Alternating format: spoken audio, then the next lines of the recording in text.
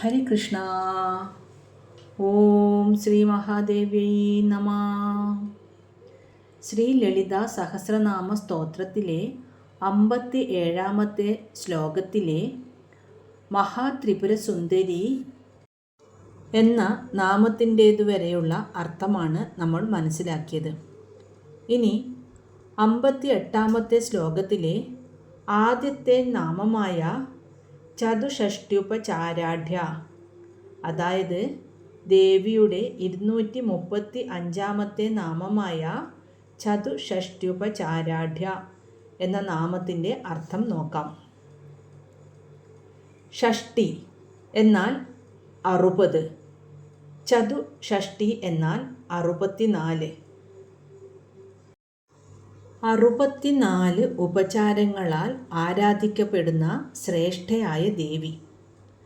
നമ്മുടെ ഉള്ളിലെ ത്രിപുരങ്ങളിൽ വസിക്കുന്ന ദേവിയെ ഏറ്റവും സമ്പന്നമായ രീതിയിൽ 64 ഉപചാരങ്ങൾ കൊണ്ട് പൂജിക്കണം എന്നാണ് പറയുന്നത്. സാധാരണ പൂജകളിൽ 5 ഉപചാരക്രമങ്ങളാണ് ഉണ്ടാവുന്നത്. അതായത് ഗന്ധം, പുഷ്പം, ധൂപം, ദീപം, നൈവേദ്യം. അല്ലെങ്കിൽ 16 ഉപചാരങ്ങൾ, ഷോഡശോപചാരം, ഇങ്ങനെയൊക്കെയാണ് ചെയ്യാറുള്ളത്. എന്നാൽ മഹാത്രിപുര സുന്ദരിയായ ദേവിക്ക് ഒരു ചക്രവർത്തിനിക്ക് നൽകുന്നത് പോലെയുള്ള 64 ഉപചാരങ്ങൾ വേണം എന്ന് പറയുന്നു. 64 ഉപചാരങ്ങൾ എന്നത് 64 കലകളെ സൂചിപ്പിക്കുന്നു. നമ്മുടെ ജീവിതത്തിൽ നാം പഠിക്കുന്ന ഏതൊരു വിദ്യയും, അത് പാചകമായാലും സംഗീതമായാലും ചിത്രരചനയായാലും ഇനി സാങ്കേതിക വിദ്യ തുടങ്ങി സകല വിദ്യകളും ഒക്കെ ദേവിക്ക് സമർപ്പിക്കണം എന്നാണ് ഇതിൻ്റെ ഗുണപാഠം. നമ്മുടെ കഴിവുകൾ ഈശ്വരന് അർപ്പിക്കുമ്പോൾ അത് ആരാധനയായി മാറുന്നു. ഇനി ദേവിയുടെ 235-ാമത്തെ നാമമായ ചതുഷ്ടി കലാമയി. സംഗീതം, നൃത്തം, വാദ്യം തുടങ്ങിയ 64 കലാരൂപങ്ങളായി പ്രകാശിക്കുന്നവൾ. 64 കലകളും ദേവിയുടെ ചൈതന്യമാണ്. നാം ഒരു പാട്ടു പാടുമ്പോഴോ ചിത്രം വരയ്ക്കുമ്പോഴോ ഏതൊരു പുതിയ വിദ്യ പഠിക്കുമ്പോഴും നമ്മുടെ ഉള്ളിൽ പ്രകാശിക്കുന്നത് ഈ കലാമയിയായ ദേവിയാണ്.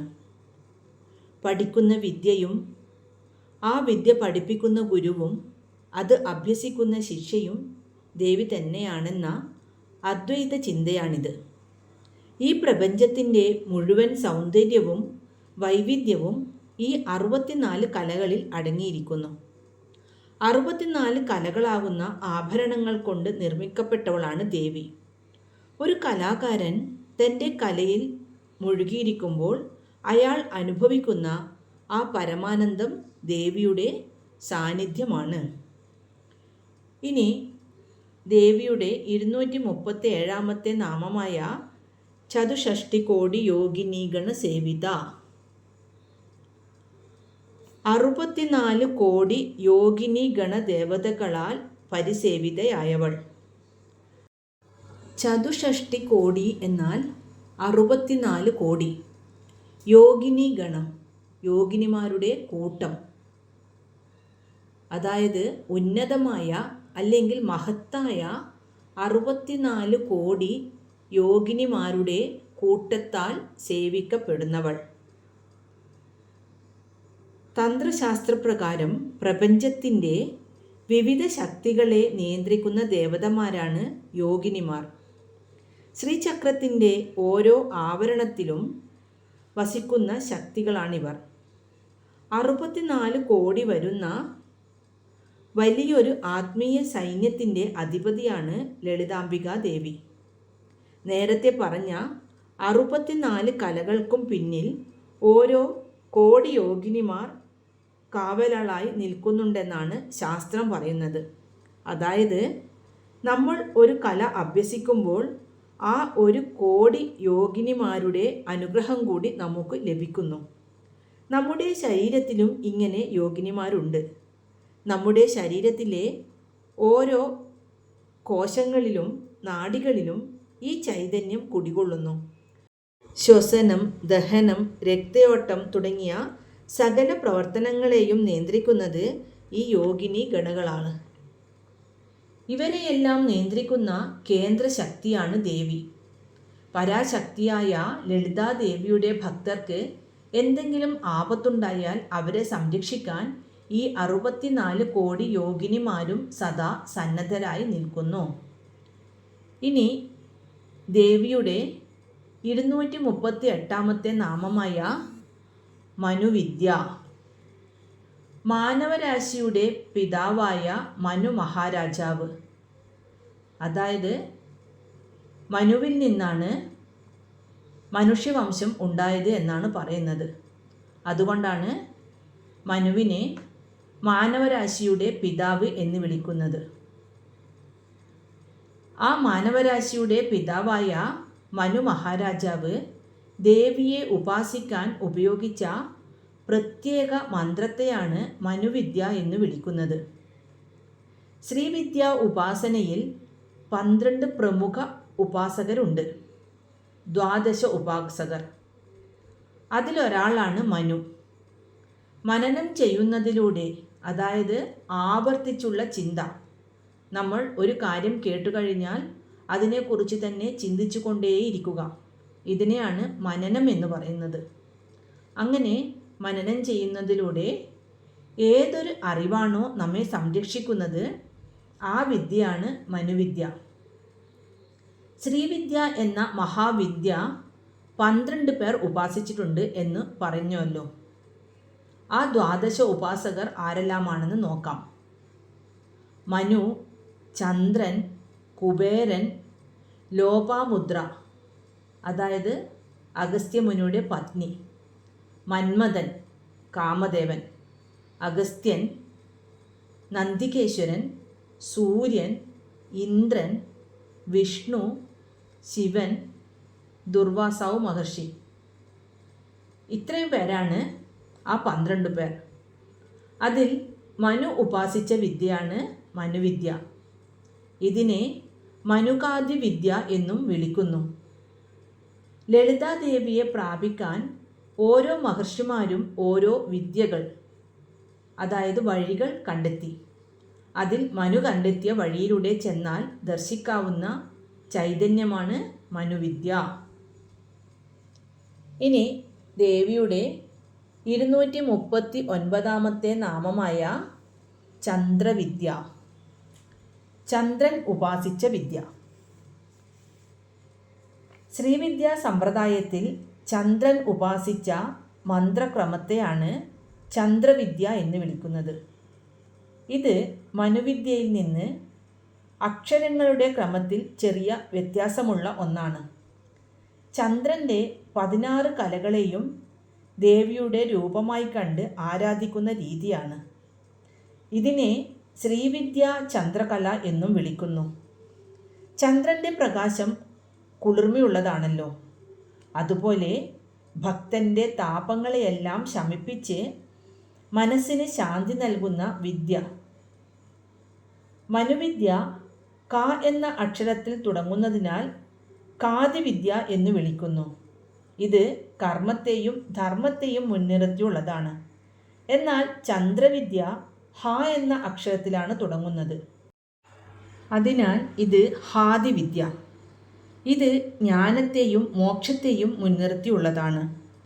ചന്ദ്രവിദ്യ നമ്മുടെ മനസ്സിനെ പൂർണ്ണ ചന്ദ്രനെ പോലെ ശുദ്ധമാക്കുന്നു. ഇനി ദേവിയുടെ 240 നാമമായ ചന്ദ്രമണ്ഡല മധ്യക, ചന്ദ്രമണ്ഡലത്തിൻ്റെ മധ്യത്തിൽ സ്ഥിതി ചെയ്യുന്നവൾ. ശ്രീചക്രത്തിൻ്റെ ഏറ്റവും നടുവിലുള്ള ബിന്ദുവിനെയാണ് ചന്ദ്രമണ്ഡലമായി സങ്കല്പിക്കുന്നത്. ശ്രീചക്രം പ്രപഞ്ചത്തിൻ്റെ മാതൃകയാണെങ്കിൽ അതിലെ ബിന്ദു സകല ചൈതന്യത്തിൻ്റെയും ഉറവിടമായ ചന്ദ്രമണ്ഡലമാണ്. നമ്മുടെ ശരീരത്തിൽ ചന്ദ്രമണ്ഡലം എന്ന് വിളിക്കുന്നത് തലച്ചോറിന് മുകളിലുള്ള സഹസ്രാര പത്മത്തെയാണ്. കുണ്ടലിനി ശക്തി 6 ചക്രങ്ങളും കടന്ന് സഹസ്രാരത്തിലെത്തുമ്പോൾ അവിടെ അമൃത് വർഷിക്കുന്നു. ഈ സഹസ്രാര പത്മമാകുന്ന ചന്ദ്രമണ്ഡലത്തിൻ്റെ നടുവിൽ ജ്ഞാനരൂപിണിയായി ഇരിക്കുന്നത് ലളിതാംബികയാണ്. ദേവി ഇവിടെ അമൃത് വർഷിക്കുകയാണ്. തപസ്സിലൂടെയും ധ്യാനത്തിലൂടെയും ഉന്നതമായ ബോധം കൈവരിക്കുന്ന യോഗിക്ക് തൻ്റെ ഉള്ളിൽ അനുഭവപ്പെടുന്ന ആ ശാന്തിയും ആനന്ദവും ഈ ചന്ദ്രമണ്ഡല മധ്യകയായ ദേവിയുടെ സാന്നിധ്യമാണ്. ചന്ദ്രവിദ്യ, ചന്ദ്രൻ ഉപാസിച്ച അറിവ്. ചന്ദ്രമണ്ഡല മധ്യക, ആ അറിവിലൂടെ നാം എത്തുന്ന ലക്ഷ്യസ്ഥാനം, അതായത് സഹസ്രാരം. ഇനി ദേവിയുടെ 241 നാമമായ ചാരുരൂപ. ചാരു എന്നാൽ കണ്ണിനും മനസ്സിനും ഒരുപോലെ ആനന്ദം നൽകുന്ന മനോഹരമായ രൂപം.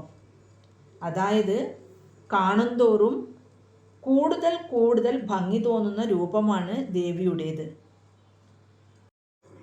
ഇത് വെറുമൊരു ശാരീരിക സൗന്ദര്യമല്ല, മറിച്ച് ഭക്തരുടെ പാപങ്ങളെ കഴുകിക്കളയുന്നതും കണ്ടാലുടൻ മനസ്സിൽ ശാന്തി നിറയ്ക്കുന്നതുമായ പുണ്യരൂപമാണ് ദേവിയുടേത്. ഈശ്വരൻ രൂപമില്ലാത്തതാണെന്ന്, അതായത് നിർഗുണ ബ്രഹ്മമാണെന്ന് കേട്ടിട്ടുണ്ടെങ്കിലും സാധാരണക്കാരായ നമുക്ക് ഭഗവാനെ ധ്യാനിക്കാൻ ഒരു രൂപം ആവശ്യമാണ്. ആ രൂപം വളരെ മനോഹരവും സൗമ്യവുമാകുമ്പോൾ നമ്മുടെ മനസ്സ് വേഗത്തിൽ ആ ചൈതന്യത്തിൽ അലിഞ്ഞു ചേരും. അതിനാണ് ദേവി ചാരുരൂപയായി ഭക്തർക്ക് മുന്നിൽ പ്രത്യക്ഷപ്പെടുന്നത്. ഇനി ദേവിയുടെ 242 നാമമായ ചാരുഹാസ. മനോഹരമായ പുഞ്ചിരിയോടു കൂടിയവൾ. കാണുന്നവരുടെ മനസ്സിനെ കുളിർപ്പിക്കുന്ന കാരുണ്യം നിറഞ്ഞ ചിരിയാണ് ദേവിയുടേത്. അന്ധകാരത്തെ സൂര്യപ്രകാശം ഇല്ലാതാക്കുന്നത് പോലെ ഭക്തരുടെ ഉള്ളിലെ ദുഃഖത്തെയും ഭയത്തെയും ദേവിയുടെ ആ ചെറിയ പുഞ്ചിരി കൊണ്ട് ഇല്ലാതാക്കാൻ സാധിക്കും. ദേവി ആനന്ദ സ്വരൂപിണിയാണ്. ലോകത്തെ മുഴുവൻ സൃഷ്ടിച്ചും പരിപാലിച്ചും ഇരിക്കുമ്പോൾ അവളിൽ വിരിയുന്ന ആ സംതൃപ്തിയുടെ ചിരിയാണ് ഇത്. ലളിതാ സഹസ്രനാമത്തിൻ്റെ തുടക്കത്തിൽ മന്ദസ്മിത പ്രഭാപുര മജ്ജത് കാമേശ മാനസ എന്നൊരു നാമം നമ്മൾ പഠിച്ചിരുന്നുവല്ലോ. അതായത് ദേവിയുടെ പുഞ്ചിരിയാകുന്ന പ്രകാശക്കടലിൽ കാമേശ്വരൻ്റെ മനസ്സുപോലും അലിഞ്ഞു പോകുന്നു എന്നായിരുന്നു അതിൻ്റെ അർത്ഥം. അത്രത്തോളം വശ്യവും ശാന്തവുമാണ് ഈ ചാരുഹാസം. നമ്മൾ ഒരുപാട് ദൂരെയുള്ള യാത്ര കഴിഞ്ഞ് വീട്ടിലെത്തുമ്പോൾ പ്രിയപ്പെട്ട ഒരാൾ പുഞ്ചിരിയോടെ നമ്മെ സ്വീകരിച്ചാൽ നമ്മുടെ ക്ഷീണം മുഴുവൻ നമ്മൾ മറന്നു പോകുന്നു. അതുപോലെ ജീവിതമാകുന്ന വലിയ യാത്രയിൽ തളർന്നു പോകുന്ന ഭക്തന് ആശ്വാസം നൽകുന്ന ആ വരവേൽപ്പാണ് ദേവിയുടെ ചിരി. ഇനി ദേവിയുടെ 243 നാമമായ ചാരു ചന്ദ്രകലാധര. മനോഹരമായ ചന്ദ്രക്കലയെ ധരിച്ചിരിക്കുന്നവൾ. ഭഗവാൻ ശിവനെ പോലെ ദേവിയും തൻ്റെ ശിരസിൽ ചന്ദ്രക്കല ചൂടിയിരിക്കുന്നു. ചന്ദ്രക്കല വളർച്ചയെയും പുതിയ തുടക്കങ്ങളെയും സൂചിപ്പിക്കുന്നു. പ്രപഞ്ചത്തിൻ്റെ ജ്ഞാനമാകുന്ന പ്രകാശത്തെ തൻ്റെ ശിരസിൽ വഹിക്കുന്നവളാണ് ദേവി. ചന്ദ്രന് 15 കലകളുണ്ട്. എന്നാൽ എന്നും മാറ്റമില്ലാതെ നിൽക്കുന്ന 16ാമത്തെ കലയാണ് ശ്രീവിദ്യ. ആ നിത്യമായ കലയെ ധരിച്ചവളാണ് ചാരുചന്ദ്രകലാധര. ഭക്തൻ്റെ മനസ്സാകുന്ന ആകാശത്തിൽ ഉദിച്ചു നിൽക്കുന്ന ശാന്തിയുടെ ചന്ദ്രകലയായും ഇതിനെ കാണാം. ഇനി ദേവിയുടെ 244 നാമമായ ചരാചര ജഗന്നാഥ. ചലിക്കുന്നതിനും ചലിക്കാത്തതിനും നാഥയായിട്ടുള്ളവൾ. ഈ പ്രപഞ്ചത്തിലെ ജീവനുള്ളവയെയും ഇല്ലാത്തവയെയും ഒരുപോലെ നിയന്ത്രിക്കുകയും സംരക്ഷിക്കുകയും ചെയ്യുന്നത് ദേവിയാണ്. ഒരു പുൽക്കൊടി പോലും ദേവിയുടെ അനുവാദമില്ലാതെ അനങ്ങുന്നില്ല. നമ്മൾ പലപ്പോഴും ജീവനുള്ളവയെ മാത്രമേ ഈശ്വരൻ്റെ പ്രതീകമായി കാണാറുള്ളൂ. എന്നാൽ ഈ നാമം നമ്മെ ഓർമ്മിപ്പിക്കുന്നത് തൂണിലും തുരുമ്പിലും ഇരിക്കുന്നത് ആ ചരാചര ജഗന്നാഥ ആണെന്നാണ്. സകലതിനെയും തുല്യമായി സ്നേഹിക്കാനുള്ള ഒരു വലിയ പാഠം ഇതിലുണ്ട്. നമ്മുടെ ശരീരത്തിൽ രക്തയോട്ടവും ശ്വാസവും ചലിക്കുന്നവയാണ്. എന്നാൽ നമ്മുടെ അസ്ഥികളും പല്ലുകളും ചലിക്കാത്തവയാണ്. ഇവ രണ്ടിനെയും ഒരുപോലെ നിലനിർത്തുന്നത് നമ്മുടെ ഉള്ളിലെ ആ ജീവചൈതന്യമാണല്ലോ. ആ ചൈതന്യമാണ് ദേവി. ഇനി ദേവിയുടെ 245 നാമമായ ചക്രരാജനികേതന. ഈ ചരാചരങ്ങളുടെയെല്ലാം നാഥയായ ദേവി വസിക്കുന്നത് ചക്രരാജൻ എന്ന ശ്രീചക്രത്തിലാണ്. നികേതനം എന്നാൽ വീട്. ലോകത്തിലുള്ള എല്ലാ യന്ത്രങ്ങളിലും വെച്ച് ഏറ്റവും ശ്രേഷ്ഠമായത് ശ്രീചക്രമാണ്. അതുകൊണ്ടാണ് ഇതിനെ ചക്രങ്ങളുടെ രാജാവ് എന്ന് വിളിക്കുന്നത്. പ്രപഞ്ചം മുഴുവൻ തൻ്റെ സാമ്രാജ്യമാണെങ്കിലും ദേവിക്ക് വസിക്കാൻ ഏറ്റവും ഇഷ്ടപ്പെട്ട ഇടമാണ് ശ്രീചക്രം. അതായത് ശ്രീചക്രമാകുന്ന മഹാമന്ദിരത്തിൽ വസിക്കുന്നവൾ. നമ്മുടെ ശരീരമാകുന്ന ശ്രീചക്രത്തിലും അതിൻ്റെ ആത്മചൈതന്യമായി ദേവി വസിക്കുന്നു. ഇനി 246 നാമമായ പാർവതി. പർവ്വതരാജനായ ഹിമവാന്റെ പുത്രിയായ ദേവി. പർവ്വതം എന്നാൽ ഉറച്ചു നിൽക്കുന്നത് എന്നാണ് അർത്ഥം. അതിനെ ആർക്കും ചലിപ്പിക്കാനാവില്ലല്ലോ. ഭക്തർക്ക് ജീവിതത്തിലെ പ്രതിസന്ധികളിൽ തളരാതെ നിൽക്കാനുള്ള കരുത്തു നൽകുന്നവളാണ് പാർവതി. ഹിമാലയത്തിലെ കൊടും തണുപ്പിലും കഠിനമായ തപസ്സിലൂടെ ശിവനെ ഭർത്താവായി നേടിയെടുത്തവളാണ് പാർവതി. ഇതുപോലെ എത്ര വലിയ ലക്ഷ്യമായാലും കഠിനാധ്വാനവും ഏകാഗ്രതയും ഉണ്ടെങ്കിൽ അത് നേടിയെടുക്കാം എന്നാണ് ദേവി നമുക്ക് കാട്ടിത്തരുന്ന സന്ദേശം. ഇനി 247 നാമമായ പത്മനയന. താമരപ്പൂവിൻ്റെ ഇതൾ പോലെ നീണ്ടതും മനോഹരവുമായ കണ്ണുള്ളവൾ. താമര വിരിയുന്നത് സൂര്യപ്രകാശം കണ്ടാണ്. അതുപോലെ ഭക്തരെ കാണുമ്പോൾ സന്തോഷത്താൽ വിരിയുന്ന കാരുണ്യം നിറഞ്ഞ കണ്ണുകളാണ് ദേവിയുടേത്. പത്മം എന്നത് ലക്ഷ്മി ദേവിയുടെ ചിഹ്നമാണ്. പാർവതി ആയിരിക്കുമ്പോൾ തന്നെ സർവ ഐശ്വര്യങ്ങളും നൽകുന്ന ലക്ഷ്മി ചൈതന്യവും ദേവിയുടെ കണ്ണുകളിൽ ഉണ്ടെന്ന് ഇത് സൂചിപ്പിക്കുന്നു. ഇനി ദേവിയുടെ 248 നാമമായ പത്മരാഗസമപ്രഭ. ചുവന്ന നിറത്തിലുള്ള രത്നമായ പത്മരാഗത്തിന് തുല്യമായ തിളക്കമുള്ളവൾ. പത്മരാഗരത്നത്തിന് ഉദയസൂര്യൻ്റെ ചുവപ്പ് നിറമാണ്.